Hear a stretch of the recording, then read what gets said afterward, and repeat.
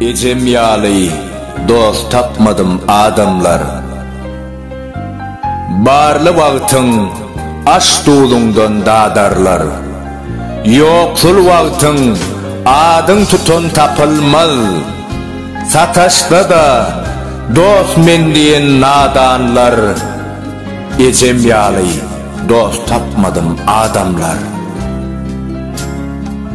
Göz yumdum kän edip bakıylarıma, kete melul gellim yakınlarıma, duştum da insanlığın sakıylarına.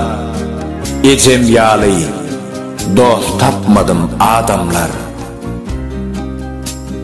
Toy tomoşa gidenimde men nadan, diyerdi yamandan daş durgun sadam. Sonra yollarıma göz dikip yadan. Ecem yali dost tapmadım adamlar. Kimler dost tutunur getir deyip peyda, kimler şat günümdü bollula şeyda. İki dünya arasında men geda. Ecem yali dost tapmadım adamlar.